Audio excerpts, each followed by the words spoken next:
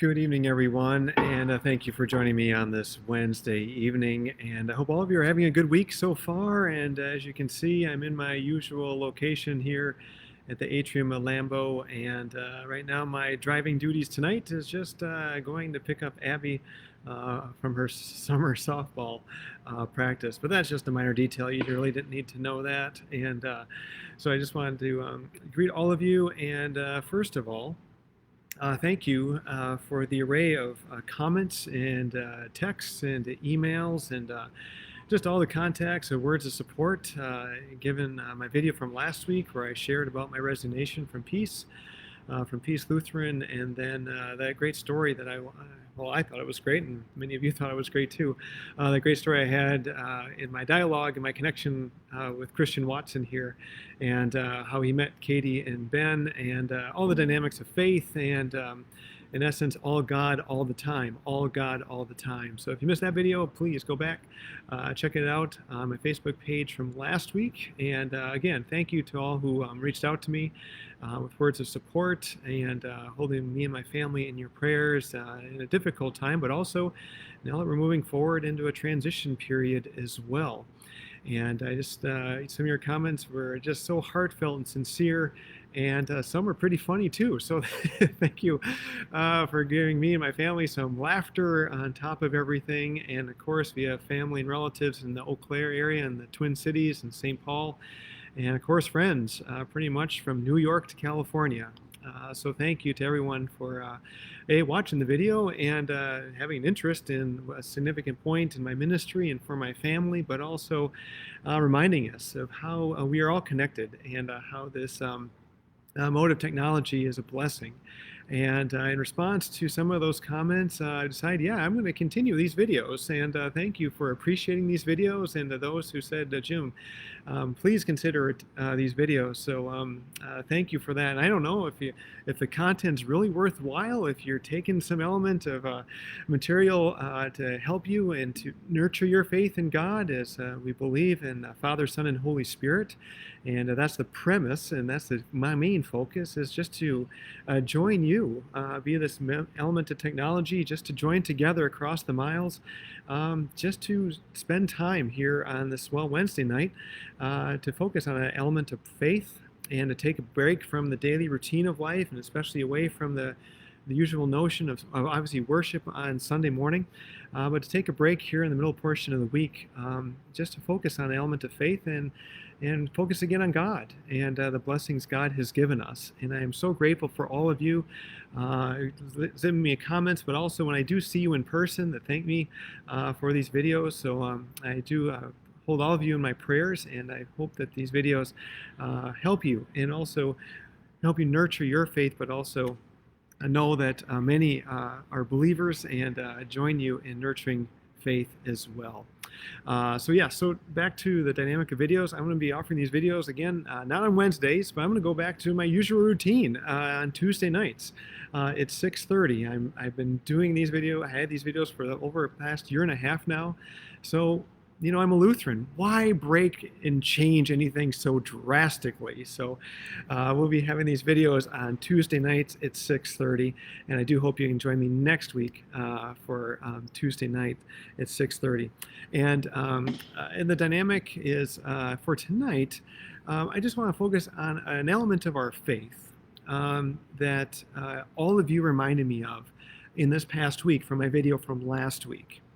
It's an element of faith that also got me thinking here when I was with Ben a couple days ago for training camp. And we were here again today for the Saints-Packers joint practice, and it was evident today as well.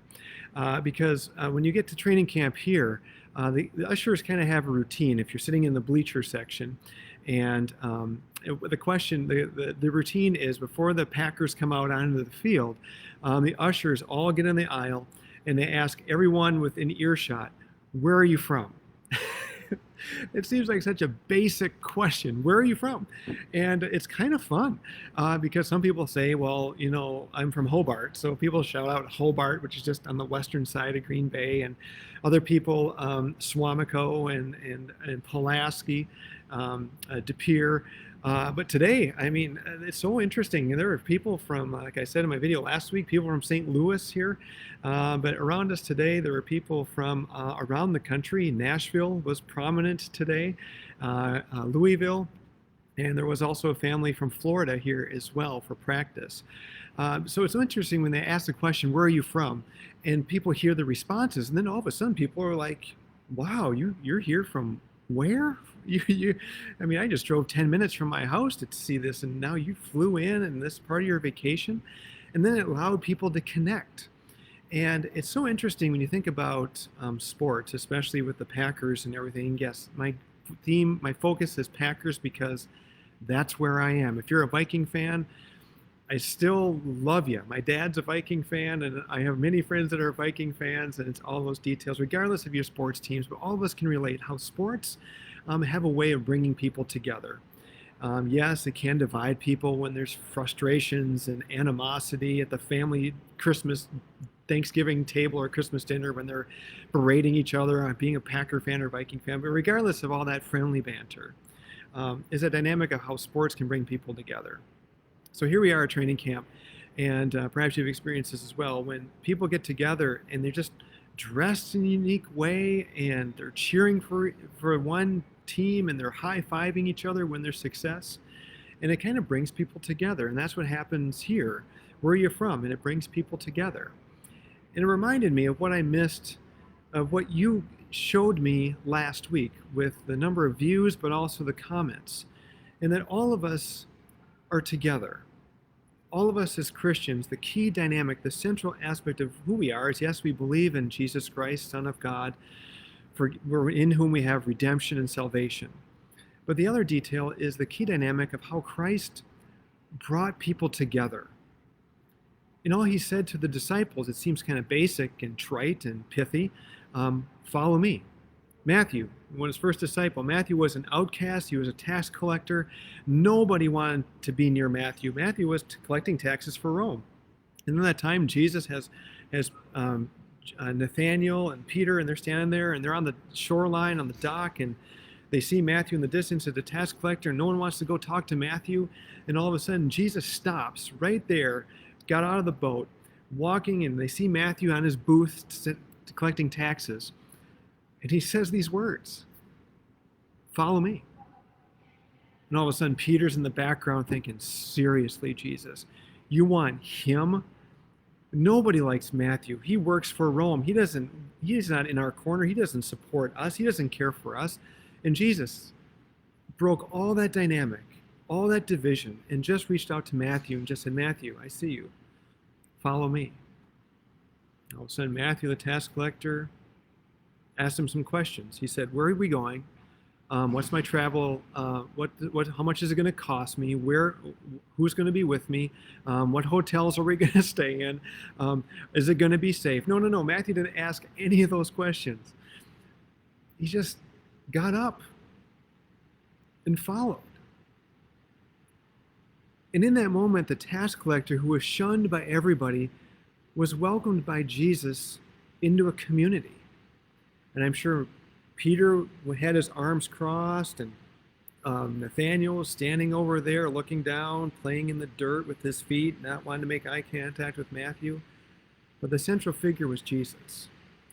And Jesus took Matthew, who was an outcast and was probably verbally abused and shunned by everybody. And Jesus says, "Matthew, I want you to be with me. I don't care about your past. I don't care what you're doing now. I just want you to follow me. I need you as a part of my mission to bring God's kingdom into the world." And Matthew, it's almost miraculous, just got up and left everything and followed him, just like the other few disciples did before him. And Jesus welcomed him into community. And that's what all of you reminded me of last week when I asked the number of views, but also the comments, and that what I missed in this dynamic of my transition away from peace and for my family's transition is a community of faith.